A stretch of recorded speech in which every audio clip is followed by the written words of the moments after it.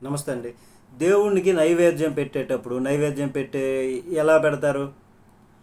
దేవునికి అనేసరికి ఆయన తింటాడా ఏమిటి, ఆయన చూస్తాడా ఏమిటి అనేటటువంటి భావనలోని వెళ్ళిపోయి ఏది ఉంటుంది ఆ తొక్క తీయకుండా, లేకపోతే ఉడకనటువంటి విధంగా ఏదో తీసేసి ప్రసాదం పెట్టేసేసి ఇలా చేస్తూ ఉంటారు.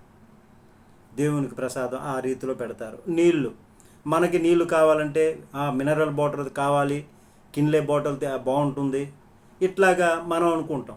కానీ స్వామికి మంచినీళ్ళు తీసుకెళ్ళేటప్పుడు ఆయనకి తాగిపించాలి అనేటప్పుడు ఆయనకి కూడా మంచి శుభ్రమైనటువంటి నీళ్ళను తీసుకువెళ్ళాలి కదా. అలా చేస్తున్నామా? ఇప్పుడు దేవాలయాల్లో ఉంది, సంభావన ఒక 1000 రూపాయలు 500 వేస్తాడు ఒక భక్తుడు వచ్చి ఆయనకి ఇస్తాడు. ఇచ్చేటప్పుడు అంతవరకు భగవంతునికి ఏం నీళ్ళు పెడుతున్నామా, ఏం పుష్పాలు పెడుతున్నామా, అవి వాసన వస్తున్నాయా, వాసన లేదా అనేటటువంటి విధంగా కూడా చూడకుండా దేవునికి అర్పించేస్తూ ఉంటారు.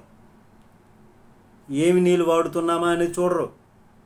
ప్రసాదం ఏం పెడుతున్నాం, ఉడికిందా ఉడకలేదా అని కూడా చూడరు. అందులో ఏమైనా ఉన్నాయా పదార్థాలు అన్నీ కూడా చూడరు.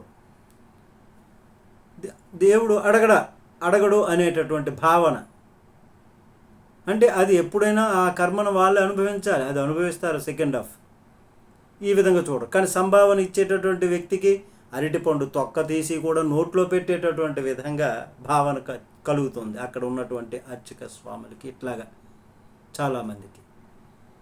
మరి ఈ విధంగా నైవేద్యం పెడితే అది నైవేద్యం పెట్టినట్లు అవుతుందా?